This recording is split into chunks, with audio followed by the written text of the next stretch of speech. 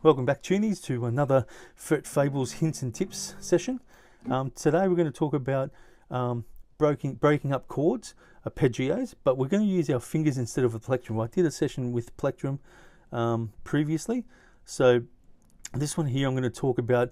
There was a thing called the Travis pick. I haven't gone into the Travis pick. I do still like a modified version of it, a rough version of the Travis pick, but it will just go through the C chord, and I'm going to alternate between the C and the E. So that's the second string there, third fret, third string, second fret, okay?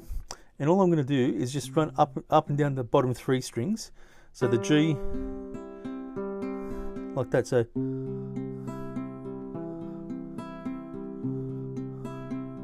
that's what it sounds like. Now you're dying to find out what my right hand's doing. All my right hand is doing, let's see if we can get this position right.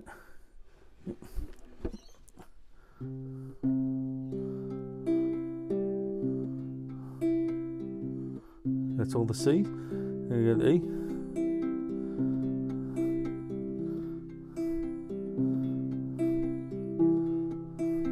So that's all I'm doing.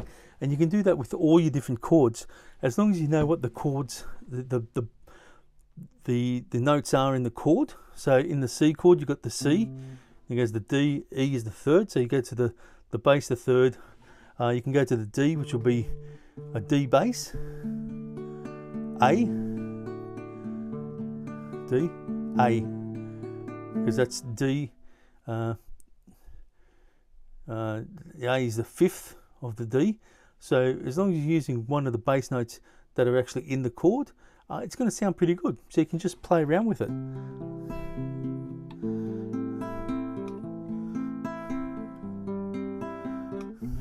So just play with it. Get your hands on your guitar. If you're just starting out, or you want to start out, you want to learn to play guitar, check out my absolute beginner's guide to everything about the guitar, to give you a bit of a primer. It's probably going to be the best time you spend before you start playing with a guitar or doing anything like that. Just get used to having a guitar in your hand. 5 minutes a day, you'll increase your skill set over time. So just subscribe and check out the course. Have a great day, and until next time. Welcome back to another Fret Fables hints and tips session. Today I'm going to talk about when you're doing covers with other people, for other people of a song.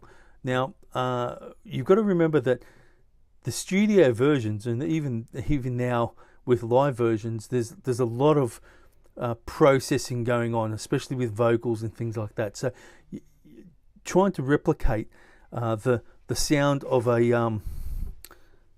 a great record recording with just a guitar at, say, a party or at a campsite is going to be hard. So what you can do is you can just pick the main points of the song. Like if you listen to a studio version of a song, it's going to have multiple tracks, probably multiple takes, echoes, reverbs, equalization and things like that. It's not going to be possible to replicate that live, even if you've got all the instruments and all the musicians who are on the actual recording doing it. Vocally, all vocals are processed these days to the nth degree. Producers seem to think, okay, well, I've got this great gadget called auto-tune. Let's just check out the auto-tune. Check out Wings of Pegasus. He does great reviews on auto-tune and singing in songs, and he breaks it down and he shows you, and you start to listen to songs and you just go, oh, that's auto-tuned. Nobody can sing that perfectly, or you can hear the processes happening on the actual song itself. So check out Wings of Pegasus. Great channel to have a look at. Okay, so just when it comes to playing a song, so if I pick something like we'll say Fleetwood Mac Rhiannon. Okay, now Rhiannon has a pulsing bass line. It's got drums. It's got keyboards and things like that. But the one thing that everybody recognizes is the main riff. That main riff. If you can get that main riff when you're playing a cover version of it, people don't realize all the other instruments are missing, because it's that focus on that main riff. Okay, so if you can work out what that main feeling of that song, or the main drive, or the main emotion, or I'm not sure how to phrase it, the thing that hooks people into listening to it and hearing it and go, oh, that's that song. It doesn't have to be exact. The song doesn't have to be perfect. It just has to be within the ballpark, and people will fill in the gaps. Now, when you're doing something live, people fill in the gaps in real time. So you'll be able to get away with a lot more in a live setting than you will on a recording. So you could go back and listen to what I just played there, and you'll find that there's probably errors in there, right? Timing errors, note errors, things like that. But when you heard it, you went, Rhiannon, instantly, because it was close enough to make that connection. Okay? So, look, I really think you should just get this into your hands once a day for 5 minutes. That's all you need, 5 minutes. At the end of the day, middle of the day, start of the day, whenever you can fit in 5 minutes, do 5 minutes. Pick a song, a simple song, 3 chords, 4 chords, and just practice that song, and then go into another song, practice that song. Change the keys so you're practicing different positions. All that is in the course, a free course that I have over on my channel, absolute beginner's course to playing the guitar. Just check it out.